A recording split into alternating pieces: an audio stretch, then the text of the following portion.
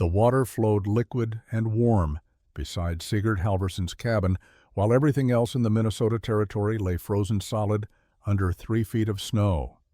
What his fellow trappers called impossible, a trench that defied winter itself, had kept him alive for 6 months without a single log burned for heat. Before we continue, let us know where you're watching from, and if stories of frontier ingenuity move you, hit that subscribe button. Tomorrow's tale is even more remarkable than this one. Sigurd Halvorsson woke to silence, not the peaceful quiet of fresh snow, but the absolute stillness that meant something was wrong. He opened his eyes in the darkness of the cabin and felt the cold immediately. The fire had gone out. He sat up on his sleeping platform, breath-forming clouds in the frigid air. The temperature inside the cabin had dropped to near freezing. Across the small room, his partner Gunnar Larsson lay motionless on his own platform, wrapped in buffalo robes and wool blankets. Sigurd called his name. No response. He called again, louder. Nothing. The date was January 17, 1842. The location was a trapping camp in what would later become the Minnesota Territory, roughly 40 miles west of the Mississippi River headwaters.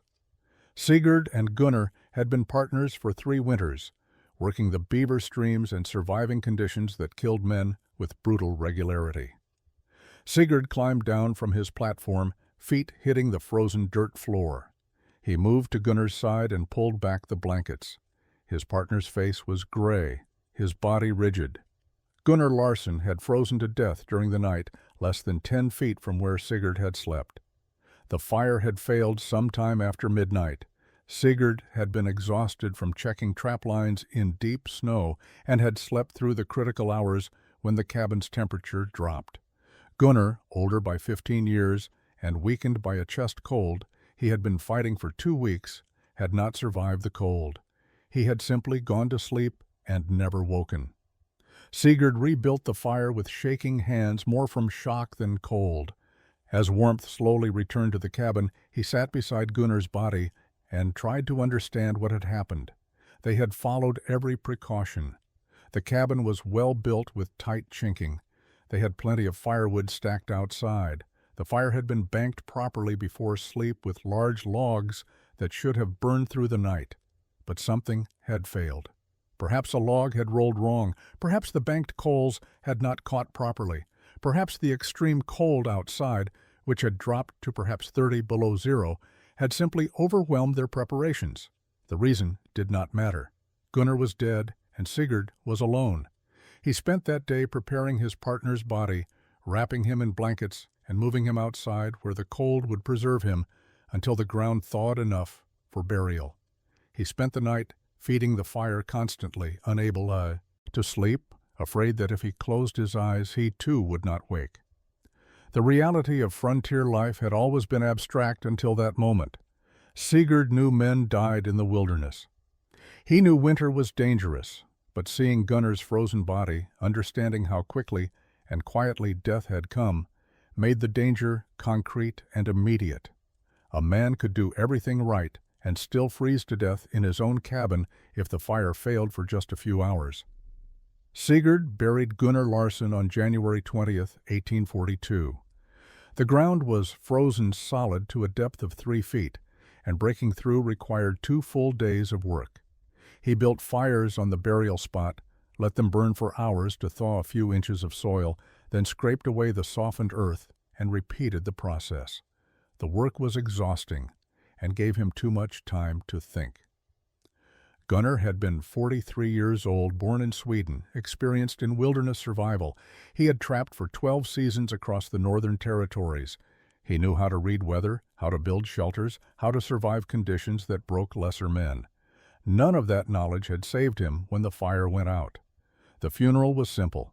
Sigurd placed Gunnar in the shallow grave, covered him with earth and stones to prevent animals from digging, and marked the spot with a cairn.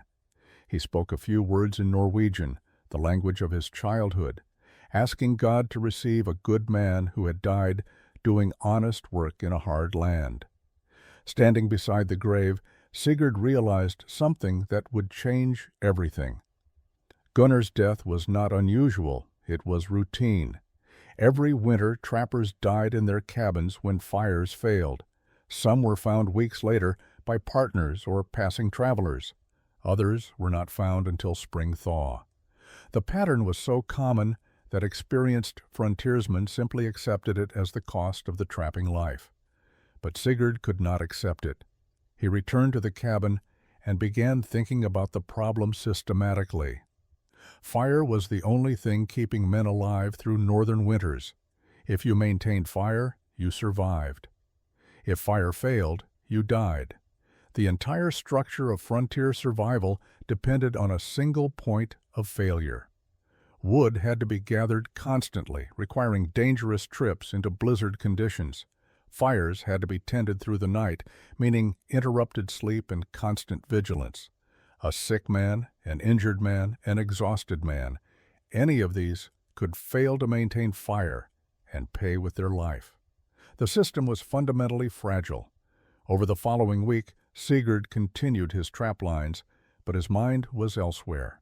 He noticed how much time and energy went into fire maintenance. He watched other trappers at a distant camp struggling with the same challenge. He saw an older trapper named Ivar Dahl, hands crippled with arthritis, barely able to split the wood he needed to survive each night. The question formed slowly but became an obsession. Was there another way to stay warm? Something that did not depend on fire? Something that could not fail in the middle of the night and leave a man frozen in his own bed? Most trappers would have dismissed the question immediately. Fire was the only heat source available in the wilderness. That was simply how things were. But Sigurd had grown up in coastal Norway, where his father managed water systems for a small fishing village. He had learned to think about how natural resources could be captured and directed for human use. Water, he remembered, could carry heat. February brought no relief from the cold. Temperatures stayed below zero for weeks, and Sigurd watched the patterns of survival among the scattered trapping camps. What he saw reinforced his growing conviction that frontier winter survival was structurally flawed. Every morning began the same way across all camps. Men woke and immediately rebuilt fires from overnight coals. If coals had died, they faced the dangerous task of starting fire from scratch in frozen cabins. Sigurd watched Ludvig Johansen, a Norwegian trapper camped 3 miles south, spend nearly an hour one morning getting fire started after his overnight banking had failed. The man's hands were so cold he could barely strike flint.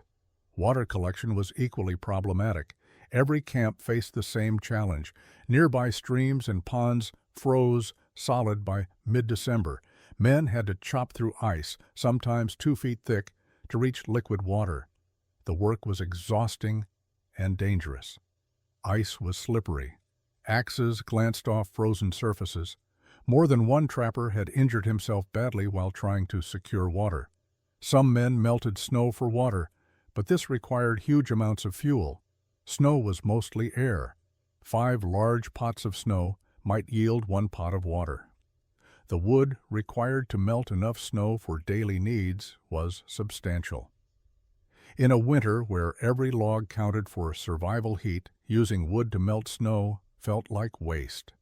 Firewood gathering dominated daily life. Even with preparations made in fall, winter consumption was enormous. A single cabin needed perhaps 20 to 30 logs per day to maintain livable temperature during the coldest months. That meant constant work.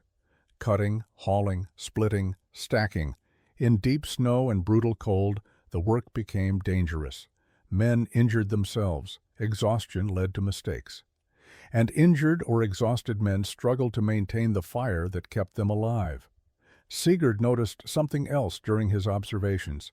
The trappers who survived best were not necessarily the strongest or toughest. They were the most methodical.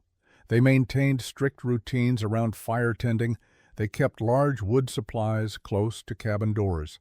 They never let themselves become so tired that fire maintenance became difficult. But even methodical men died. In late February, word reached Sigurd that a trapper named Robert Henning had been found dead in his cabin 15 miles north. Henning had been experienced, careful, well supplied. His fire had apparently gone out during a night of particularly brutal cold. By morning, he was frozen.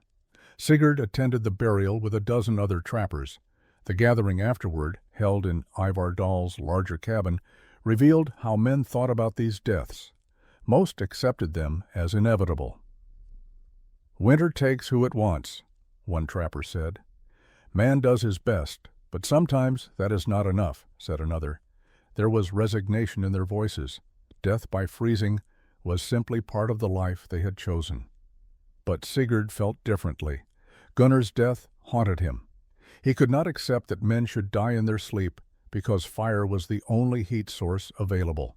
There had to be another way. The breakthrough came on February 28, 1842, while Sigurd was checking his northern trap line. The temperature had been below zero for 16 consecutive days. Everything in the landscape was locked in ice. Streams were frozen solid. The snow crust was hard enough to walk on without breaking through. The world seemed permanently crystallized. Sigurd was moving through a small valley about 2 miles from his cabin when he noticed something unusual. Steam was rising from a spot near the base of a low ridge. He approached carefully, expecting to find some quirk of temperature or wind creating the effect. What he found instead changed everything. A small spring emerged from the hillside, perhaps 3 inches across, flowing steadily over rock and earth. The water was liquid, not slushy ice, not frozen at the edges, but completely liquid and moving freely. Steam rose where the water met the frigid air. Sigurd knelt beside the spring and put his hand in the water. It was warm, not hot, but noticeably warmer than freezing, perhaps 45 or 50 degrees. He sat back on his heels and stared at the flowing water. Around this tiny spring, everything was frozen. Trees creaked with ice. The ground was iron hard. But here water flowed as if it were a spring day. The spring had been flowing all winter. It would continue flowing regardless of how cold the air became. Sigurd understood immediately that he was looking at something important. This water was coming from deep underground, where earth temperature remained constant year-round. The ground itself was warm compared to winter air. That warmth kept the water from freezing, and the water carried that warmth to the surface. He spent an hour examining the spring. He traced its flow downhill for perhaps 50 yards before it disappeared into frozen snow and ice. He noted the volume of flow, maybe a gallon per minute. He felt the temperature at different points along its visible course. The water stayed warm for the entire distance he could observe it. The idea formed slowly but became crystal clear. This spring flowed all winter without human intervention. It required no fire, no fuel, no tending. It simply flowed, carrying Earth's warmth to the surface continuously. If he could direct that flow, if he could bring it near his cabin, that warmth might be captured and used. Most trappers walked past dozens of similar springs without thinking about them. Springs were simply features of the landscape, useful for water collection, but nothing more. Sigurd saw something different. He saw a heat source that could not fail, would not go out during the night, required no wood or human effort to maintain. He saw a solution to the problem that had killed Gunnar. Sigurd returned to his cabin that evening with his mind racing. The warm spring had triggered memories he had not thought about in years. He sat by his fire and let himself remember his childhood in coastal Norway, before he had come to America, before he had ever imagined a life in the wilderness. His father, Anders Halvorsen, had been the watermaster for their village of Kristiansund. It was not a prestigious position, but it was essential. Anders maintained the systems that brought fresh water from mountain springs down to the village houses and workshops. He managed drainage, prevented flooding, and ensured every household had access to clean water year-round.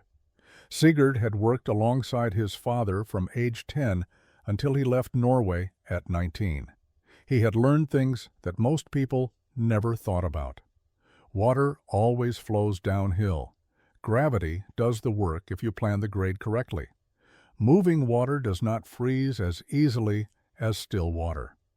Underground water stays warmer than surface water because Earth insulates it from air temperature. His father had explained these principles while they worked on the village systems. Water from deep springs runs warmer, Anders had said, showing young Sigurd how to trace spring sources back to their emergence points. The deeper the source, the more constant the temperature. Earth does not freeze 6 feet down, so water coming from that depth carries Earth's warmth. Sigurd remembered helping repair a cracked wooden conduit one November when he was 14. The conduit carried spring water from a hillside source to the village.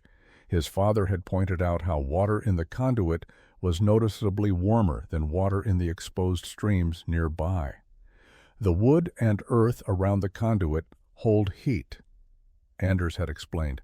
Water moving through stays liquid even when the air is freezing. As long as it keeps moving, it will not freeze. Those lessons had seemed interesting but not particularly important at the time. Sigurd had been more focused on learning enough to leave Norway and make his fortune in America. Water management was his father's trade, not his passion. He wanted adventure, opportunity, freedom from the constrained life of a Norwegian coastal village.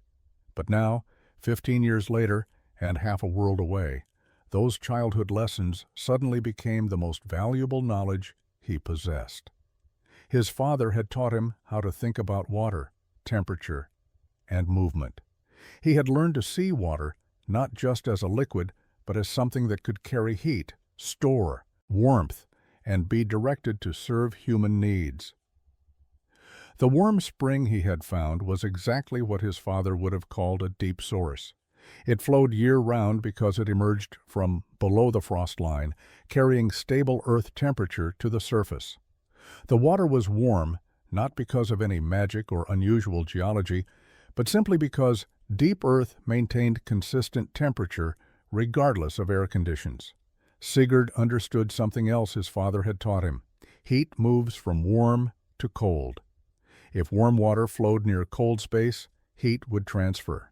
A conduit of warm water running beside a cabin would radiate heat into the structure. It was simple physics, the same principle that made sitting near a fire warm you even if you did not touch the flames.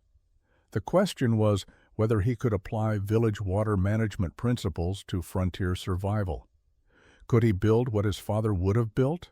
Could he create a system that brought spring warmth to his cabin and kept it flowing through the brutal winter months? March brought slightly warmer temperatures, and Sigurd used the time to develop his plan. He visited the warm spring repeatedly, studying it from every angle. He paced the distance back to his cabin, calculating elevation change and grade.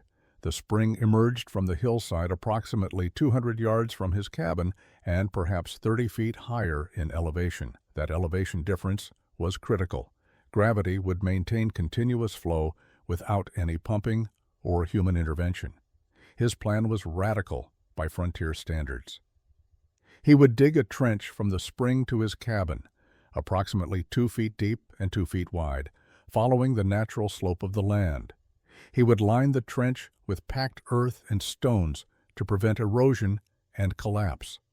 The water would flow through this open channel, staying liquid because of its warmth and constant movement. The trench would run directly beside his cabin wall, within 3 feet of the foundation. Warm water flowing continuously would radiate heat into the ground beneath the cabin and into the lower logs. The earth itself would become a heat reservoir, storing and releasing warmth. In winter, snow accumulating over the trench edges would act as insulation, creating a protected channel that trapped rising heat. Sigurd worked through every detail. The trench had to maintain consistent downward grade to ensure flow. The walls had to survive freeze-thaw cycles. The width had to accommodate the water volume but remain buildable. Every element required careful calculation based on principles his father had taught him years ago in Norway. He knew the plan sounded insane. Frontier cabins were built to keep water away from foundations, not invite it close. But this was not stagnant water that would freeze and expand. This was warm, moving water that would flow continuously and generate heat. The distinction was critical, though he doubted other trappers would understand it. In late March, Ivar Dahl visited and found Sigurd sketching plans on bark with charcoal. The older trapper studied the drawings with curiosity. Sigurd explained the warm spring, the proposed trench, the heating concept. Ivar listened carefully, then shook his head slowly. "That is a great deal of work for something that might not function," he said gently. "And if it fails, you will have weakened your cabin foundation." Other reactions were less diplomatic. Ludvig Johansson, hearing about the plan, rode to Sigurd's cabin specifically to argue against it. "You are mad with grief," Ludvig said bluntly. "Gunnar's death has broken your thinking. Digging a water channel beside your cabin is suicide. You will undermine the foundation. The water will freeze and flood. You will destroy the only shelter you have." Sigurd tried to explain the principles. Warm spring water, continuous flow preventing freezing, heat radiation, earth insulation, but Ludvig would not listen. "Water is water," he insisted. "It freezes in winter. That is nature's law. You cannot change it by digging ditches." The mockery spread through the scattered trapping community.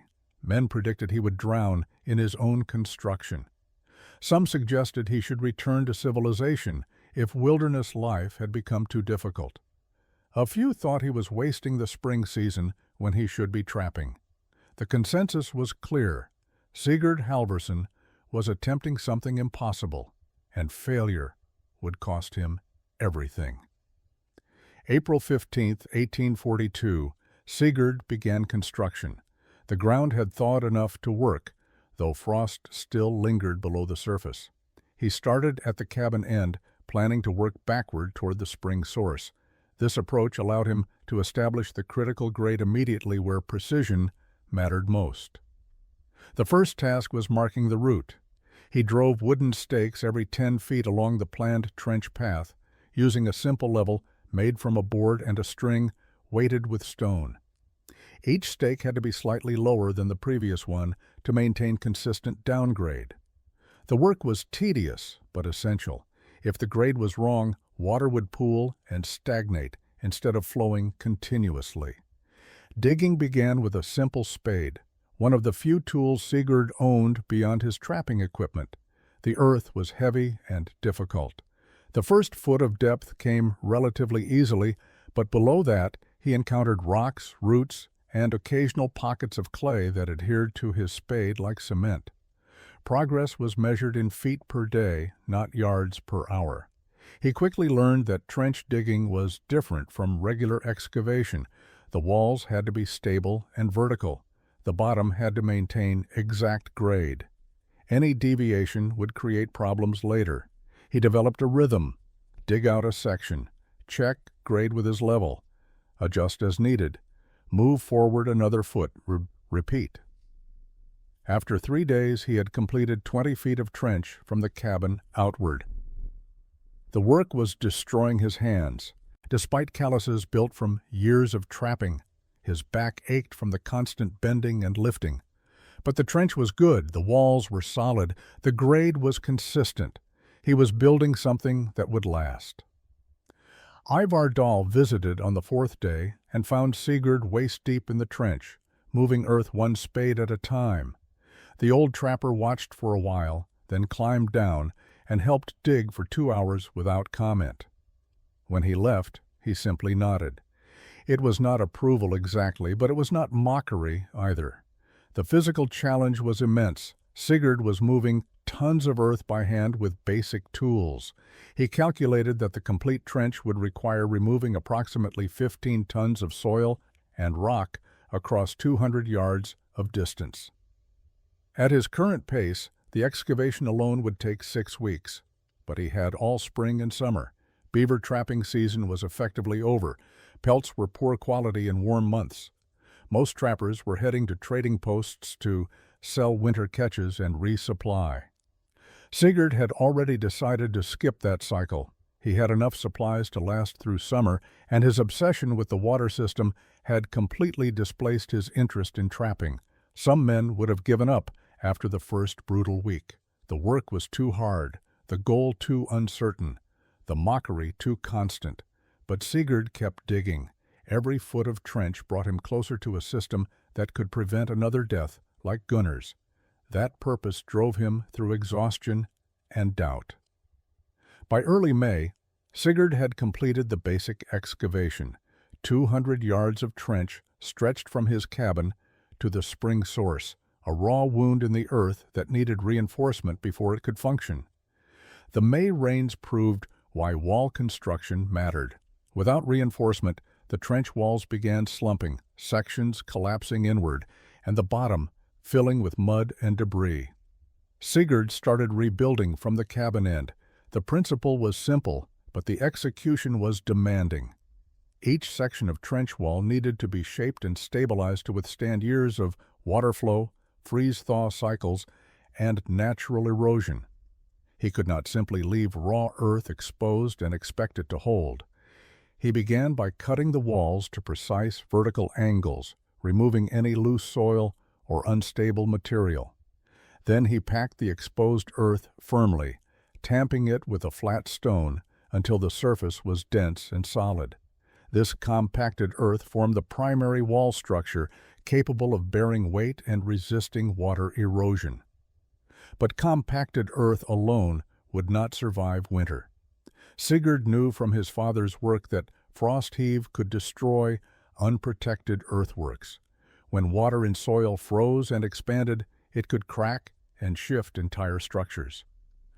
The solution was to embed stones into the earth walls at strategic points, creating a reinforced matrix that could flex with freeze-thaw movement without failing. He spent 2 weeks gathering stones from a nearby creek bed. The stones needed specific characteristics. They had to be flat on at least one face for stable embedding. They had to be large enough to provide real structural support, perhaps 8 to 12 inches across. And they had to be hard stone that would not crumble or split under pressure. Installing the stones required precision. Sigurd would dig a small pocket into the compacted earth wall, set a stone into the pocket with its flat face flush with the wall surface, then pack earth tightly around it. The stone became part of the wall structure, its mass preventing local collapse and its hardness resisting erosion from flowing water. He placed stones every 3 feet along both walls, alternating heights to create a reinforced matrix. In sections where the trench curved or where drainage would be concentrated, he doubled the stone density. The pattern was not decorative. Every stone served a structural function. The bottom of the trench required different treatment. It had to be smooth enough for water to flow freely, but stable enough not to erode into channels and pools. Sigurd used a combination of packed earth and small gravel. He would pack the earth bottom firmly, then spread a thin layer of gravel over it. The gravel allowed water to flow smoothly while protecting the underlying earth from direct erosion. By late May, the basic wall construction was complete. The trench had become a proper channel with stable, reinforced walls and a prepared bottom. But Sigurd was not finished. The walls needed one more critical element to ensure long-term stability. He selected straight pine logs, approximately 6 inches in diameter, and cut them to lengths matching the trench width. These timbers would serve as cap beams running along the top edges of the trench walls. The beams would prevent the top few inches of earth from crumbling inward and would provide a stable edge for the snow insulation that would accumulate in winter. Installing the cap beams required careful work. Each beam had to sit level and stable on the earth wall. Sigurd notched the ends slightly so they locked into position and would not roll or shift. The cap beam installation consumed the first 2 weeks of June. Sigurd worked methodically, placing one beam at a time along the left trench wall, then repeating the process on the right wall. Each beam had to be positioned precisely to create consistent channel width and to distribute its weight evenly across the compacted earth below. The left wall beam, running closest to the cabin, received extra attention. This beam would bear occasional weight when Sigurd needed to access the trench for maintenance, or when snow loads in winter pressed down on the edges. He selected the straightest, densest pine logs he could find for this side, rejecting any timber with significant knots or grain irregularities that might create weak points. Setting each beam required multiple adjustments.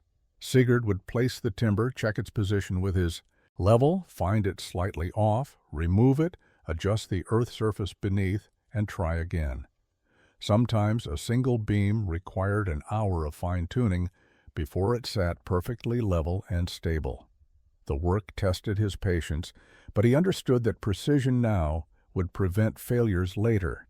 The right wall beam, running along the field side away from the cabin, could be slightly less robust since it would bear less weight. But Sigurd maintained the same standards. Every beam was checked for straightness, tested for stability, and secured properly. The entire framework needed to function as a unified system, not a collection of adequate enough components. As the beams went into place, the trench transformed from a raw excavation into a constructed channel. The timber caps gave it definition and permanence. Visitors could now see that this was not simply a ditch, but an engineered water system built with careful thought and substantial skill. Ludvig Johansson visited in mid-June and walked the length of the trench, examining the stonework and timber framework. He said nothing during the inspection, but his expression had shifted from mockery to puzzlement. What Sigurd was building was clearly more sophisticated than a simple ditch. The level of craftsmanship was evident in every section. The cap beams served multiple functions beyond edge stability. They would provide a walking surface during maintenance, allowing Sigurd to move along the trench without stepping on the earth walls. They would serve as anchors for any future modifications or additions to the system. And, critically, they would support the snow load that would accumulate in winter, preventing the snow from collapsing directly onto the water and disrupting flow. Sigurd also understood that the beams would interact with the thermal properties of the system. Wood was an insulator. The cap beams would reduce heat loss from the trench while still allowing the warm water vapor to rise and create the snow tunnel effect he anticipated. The beams were part of the thermal design, not just structural support. By late June, all cap beams were installed and stable. Sigurd tested the framework by walking the length of the trench on the cabin side beam. It held his weight easily with no shifting or settling. The construction had required 6 weeks of focused work, but the result was a channel that would survive years of use and weather. The final structural task was ensuring the spring connection and cabin endpoint were properly finished. At the spring source, Sigurd built a small collection basin using flat stones, creating a pool where spring water would gather before entering the trench. This basin would settle any sediment and provide a calm entry point for the flow. July brought more visitors to Sigurd's camp, and with them came renewed skepticism about his project. The trench was complete enough now that its full scope was visible, and that scope alarmed the practical men who saw it. What Sigurd had built represented months of labor that produced no furs, no income, no tangible survival advantage they could recognize. Axel Sundquist arrived in early July, traveling through the area on his way to a trading post. He spent an hour examining the water system, walking its entire length, studying the stonework and timber framework. When he returned to where Sigurd was working, his assessment was blunt. "You have built something impressive," Axel said, "but I do not understand why. You could have trapped all spring and made good money. Instead, you dug a ditch." Sigurd tried to explain the heating concept, the continuous warm water flow, the thermal properties that would keep his cabin warm through winter. Axel listened politely but remained unconvinced. "Fire has kept men alive for thousands of years," he said. I do not think water in a ditch will replace it. The criticism that bothered Sigurd most came from men who focused on immediate practicality. They saw his empty fur press, his unused traps, his neglected trap lines. They calculated the money he had not made while building the trench. By their accounting, he had wasted an entire season's earning potential on an experiment that might accomplish nothing. Ludvig Johansen was more direct. He visited in late July with 2 other Norwegian trappers, and the 3 of them stood beside the completed trench, making their concerns clear. "You have undermined your cabin foundation," Ludvig said, pointing to where the trench ran within 3 feet of the logs.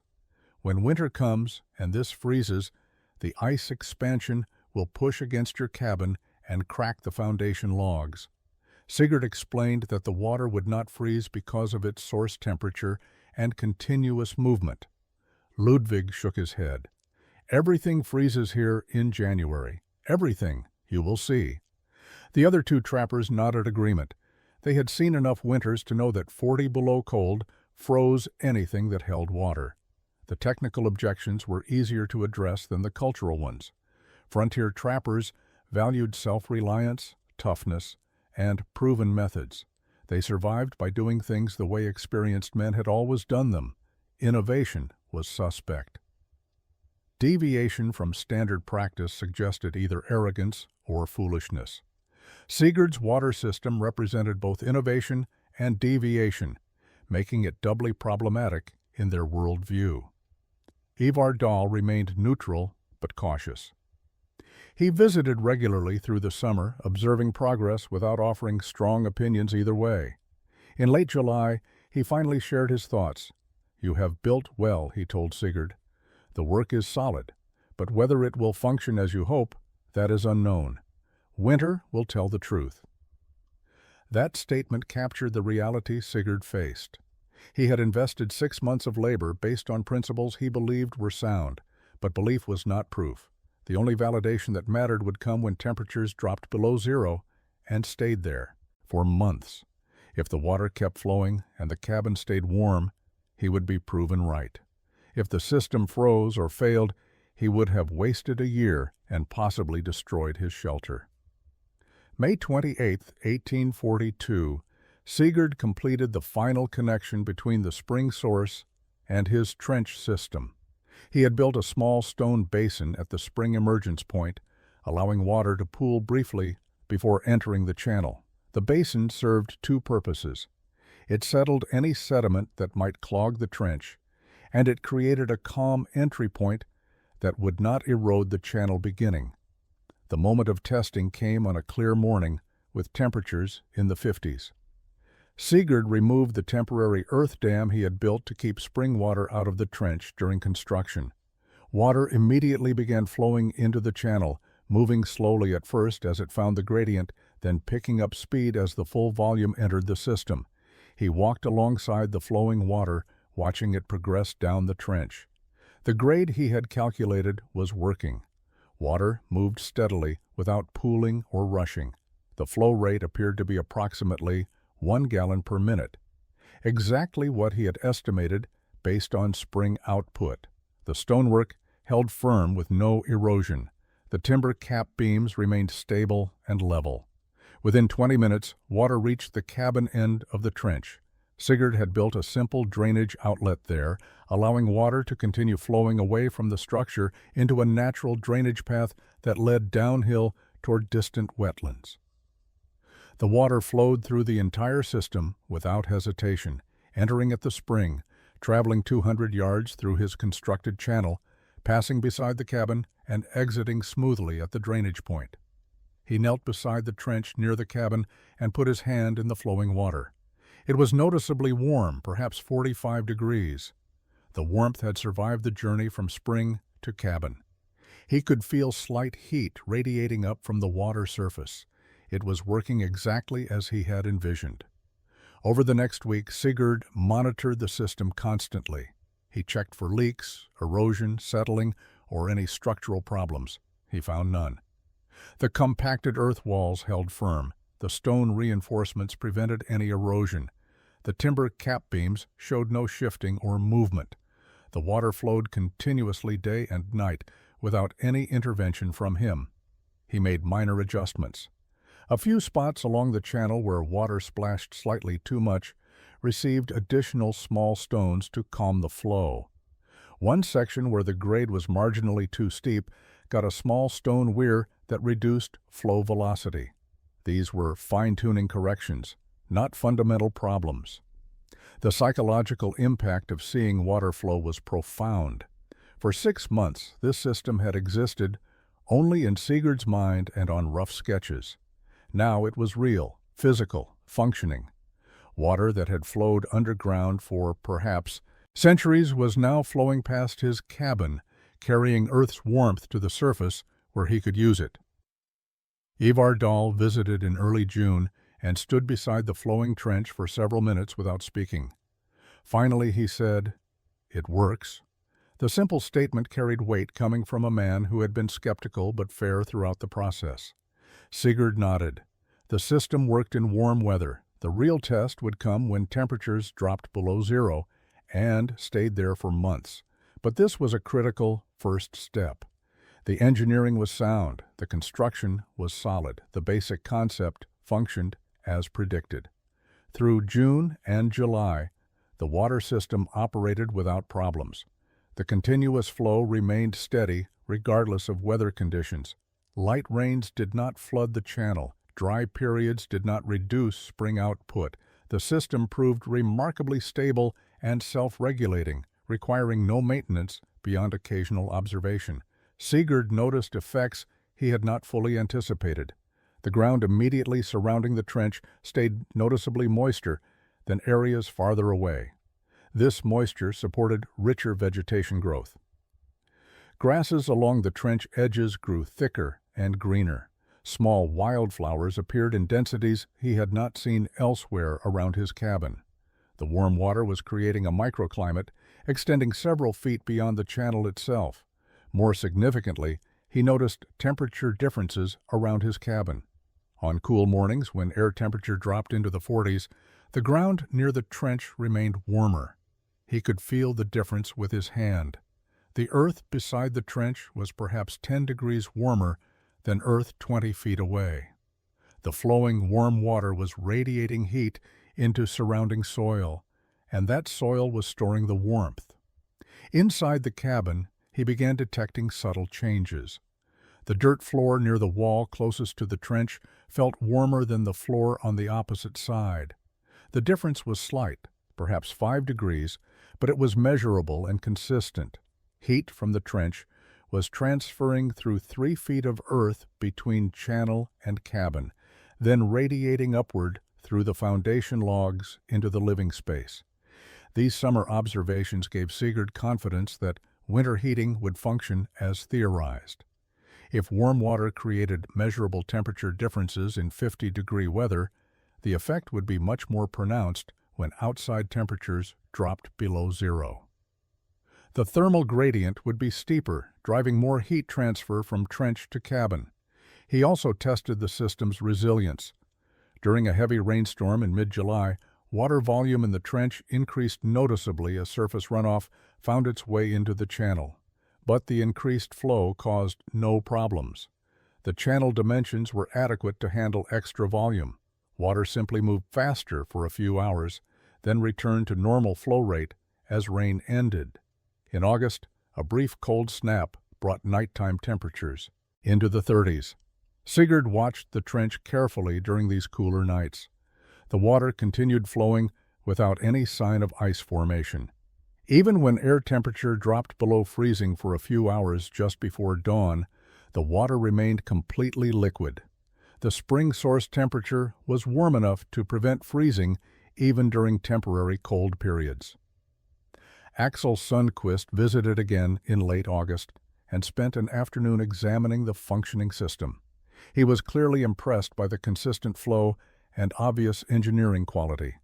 "You have built something unusual," he admitted. "But summer is easy. Water flows in summer. The question is whether this will survive January." It was fair assessment. Sigurd had proven the system could function in favorable conditions. Winter would determine whether it could function in hostile ones. By September, Sigurd had complete confidence in his construction's structural integrity. The trench was solid, the flow was reliable, the basic heating effect was demonstrable. He had done everything possible to prepare for winter. Now he could only wait for cold weather and see whether his obsessive planning and 6 months of brutal labor would achieve the impossible. October brought the first hard frosts, and Sigurd made final preparations for winter. He had deliberately kept his firewood supply minimal, planning to rely primarily on the trench system for heat. If the water system worked as he believed it would, excessive firewood would be unnecessary. If the system failed, he would have time to cut more wood before the coldest months arrived. He stacked approximately 40 logs near the cabin door, enough for perhaps 2 weeks of normal heating if he needed to rely entirely on fire.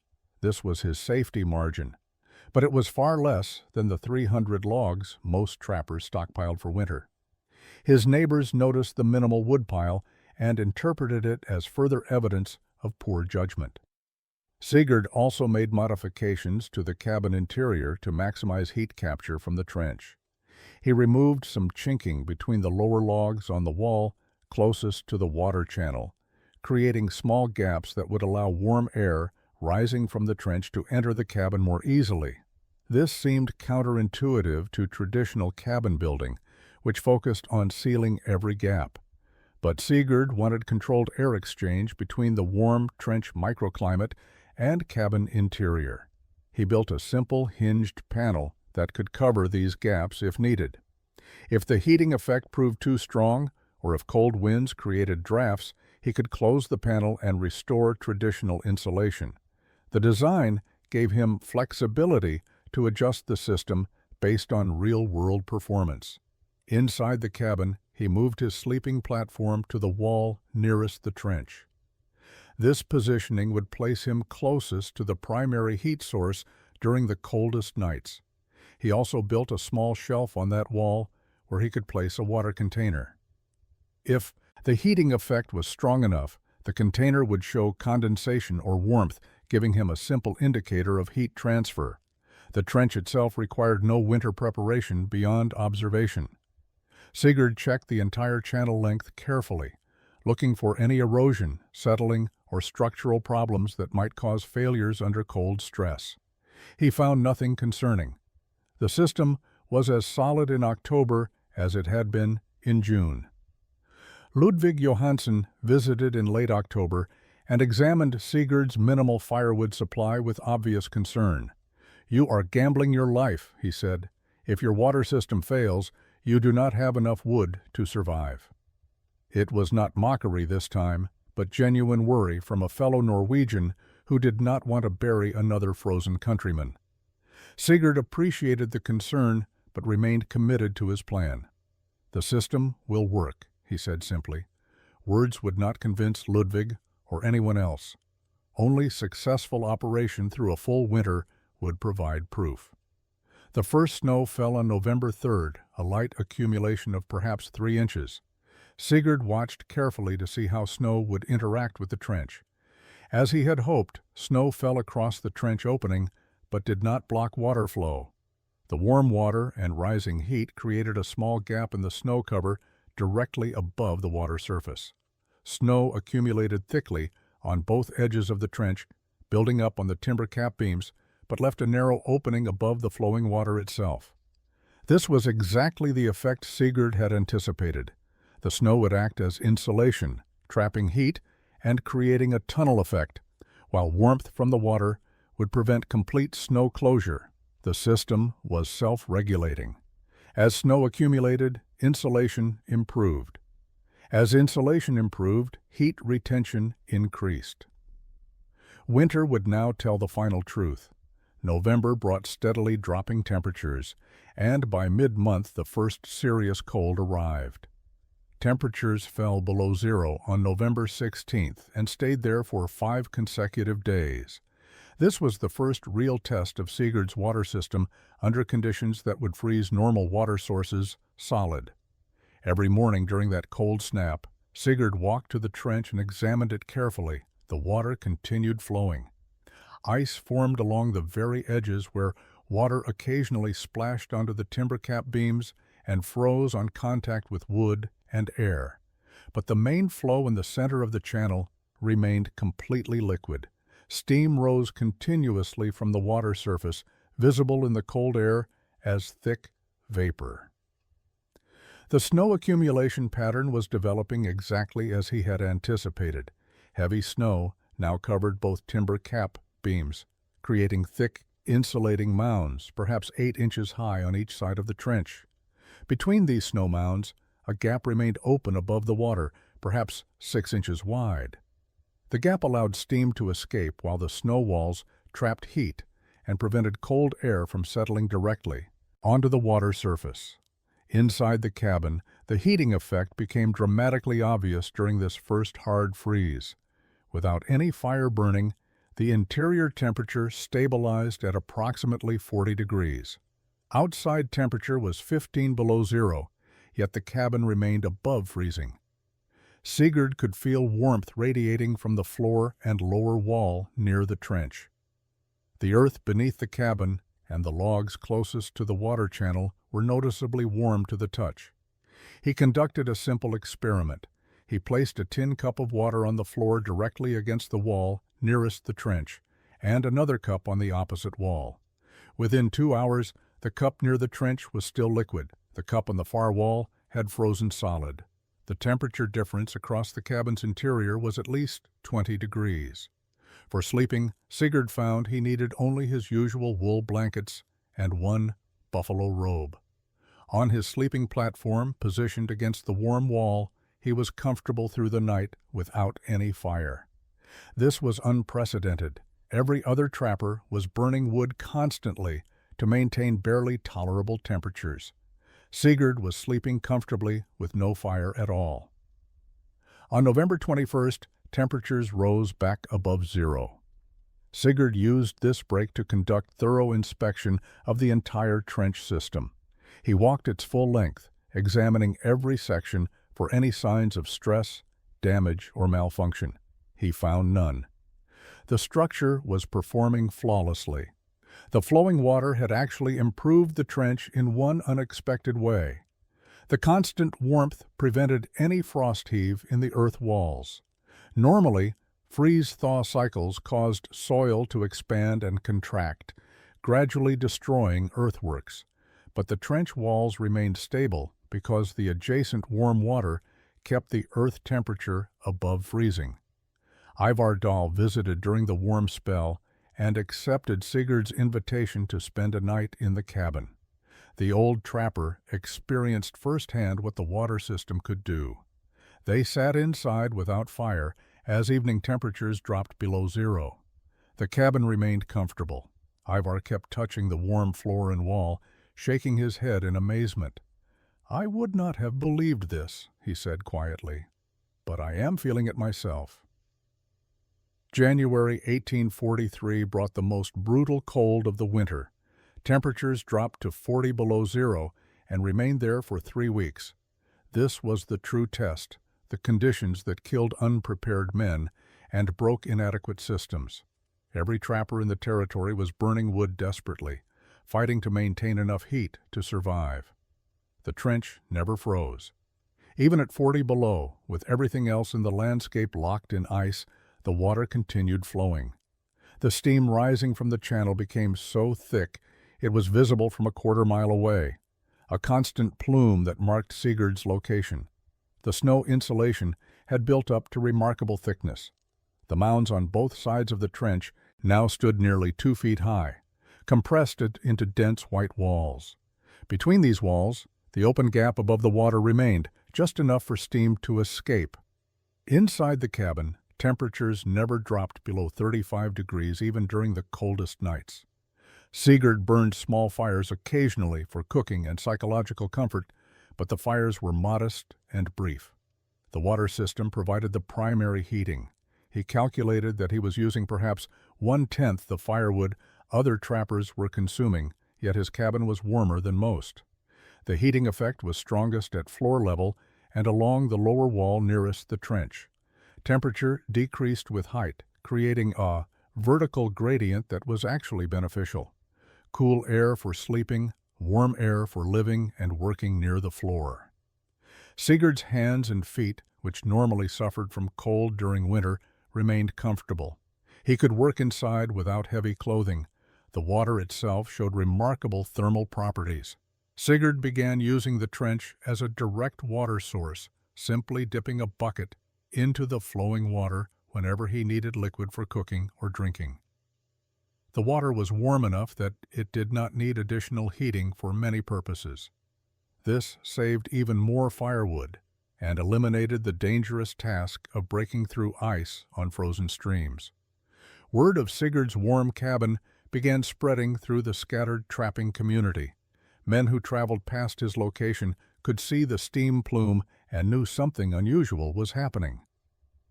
A few stopped to investigate and were shocked to find his cabin genuinely warm with minimal fire. Most assumed he had discovered some unusual heat source. Few understood that the heat came from the buried water channel beneath its snow covering. Ludvig Johansson visited in late January, primarily to verify that Sigurd was still alive. He had expected to find a frozen corpse or an abandoned cabin. Instead, he found Sigurd comfortable, healthy, and using less firewood than seemed physically possible. Ludvig spent an hour examining the trench system, now finally understanding what Sigurd had built and why it worked. His skepticism had been completely wrong. February 7, 1843, brought a blizzard that would validate Sigurd's system in the most dramatic way possible. The storm arrived suddenly, with winds exceeding 50 miles per hour. Snow fell so heavily that visibility dropped to zero. Temperatures plummeted to 35 below zero. The combination created survival conditions that tested every trapper in the territory. Axel Sundquist was caught unprepared. His cabin was well built and he had adequate firewood, but the extreme wind created downdrafts in his chimney that kept blowing out his fire. He would rebuild it, only to have wind blow it out again within an hour. After 6 hours of fighting this battle, exhausted and increasingly cold, he made a desperate decision. He would try to reach Sigurd's cabin, approximately 3 miles away. The journey nearly killed him. Visibility was so poor he could barely see 10 feet ahead. Wind was strong enough to knock him down repeatedly. He navigated primarily by following the drainage pattern he knew led toward Sigurd's location. After 2 hours of brutal struggle, he saw the steam plume rising from Sigurd's trench. Even in the blizzard, the plume was visible. He staggered toward it and reached the cabin just as his strength was failing. The contrast between outside and inside was staggering. Outside was deadly cold, wind-driven snow, and zero visibility. Inside was warmth, stillness, and safety. Sigurd had no fire burning. The cabin was being heated entirely by the water system, maintaining temperature around 40 degrees, while outside was 35 below zero, with life-threatening wind chill. Axel collapsed on the floor near the warm wall, hands and feet numb from cold exposure. Sigurd brought him warm water from the trench, helped him remove frozen outer clothing, and wrapped him in dry blankets near the heated wall. Within an hour, Axel had recovered enough to speak coherently. "Your system saved my life," he said simply. "I would have frozen in my own cabin." The blizzard continued for 3 days. Axel remained in Sigurd's cabin the entire time. He experienced firsthand how the water system functioned through extreme conditions. The trench never froze despite the wind and brutal cold. The cabin temperature remained stable without any fire burning. The system required no human intervention, no constant tending, no dangerous trips outside for firewood. On the second day of the blizzard, Sigurd did light a small fire for cooking and comfort, but it was modest and brief. The point had been proven. A cabin heated by buried flowing water could survive conditions that defeated fire-heated cabins. Wind could not blow out water. Running out of firewood did not matter. Human exhaustion did not compromise the heating. The system simply worked, continuously and reliably. When the blizzard finally ended on February 10th, Axel helped Sigurd dig out from the snow accumulation. The trench had completely disappeared under 4 feet of new snow, but the water was still flowing beneath. They could hear it and see steam rising through small gaps in the snow cover. The system had survived the worst conditions either man had ever experienced. March brought warmer temperatures and the gradual end of winter's grip on the Minnesota Territory. As snow began melting and trappers emerged from their cabins to assess winter damage and plan spring activities, word of Sigurd's water system spread through the scattered community with increasing urgency. Men who had barely survived the brutal winter wanted to understand how one cabin had remained warm without excessive firewood. The first serious inquiry came from Ludvig Johansson in mid-March. The Norwegian trapper, who had mocked Sigurd's plan most vocally, now stood beside the trench asking detailed questions. How deep was the excavation? What grade was necessary for consistent flow? How far could the spring source be from the cabin? Where had Sigurd found the warm spring? Could similar springs be located elsewhere? Sigurd answered every question without hesitation or pride. He explained the principles his father had taught him about water temperature and earth insulation. He described how to identify warm springs by looking for areas that remained unfrozen during winter. He walked Ludvig along the entire trench length, pointing out construction details and explaining why each element mattered: the stone reinforcement, the timber cap beams, the grade calculations, the placement relative to the cabin foundation. Ludvig listened with the intensity of a man whose life might depend on understanding these details. He had burned through his entire winter firewood supply by early February and had spent the final month of winter cutting frozen wood in dangerous conditions just to avoid freezing. His hands showed frostbite scars. His face was gaunt from the stress of barely surviving. Sigurd's system represented a fundamentally different approach to winter survival, and Ludvig was determined to understand it. Other trappers began visiting throughout March and early April. Ivar Dahl brought 2 younger trappers who were considering staying in the territory for another winter. Sigurd spent an afternoon teaching them how to evaluate potential spring sources and calculate trench routes.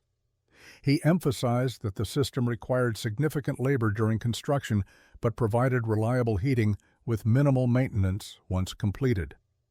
Axel Sundquist, whose life had been saved by Sigurd's warm cabin during the February blizzard, became the system's most vocal advocate. He told anyone who would listen about the 3 days he spent in a cabin heated entirely by flowing water while a blizzard raged outside. His testimony carried weight because everyone knew Axel as a competent, experienced trapper, not given to exaggeration or foolishness. The questions revealed how revolutionary Sigurd's approach was.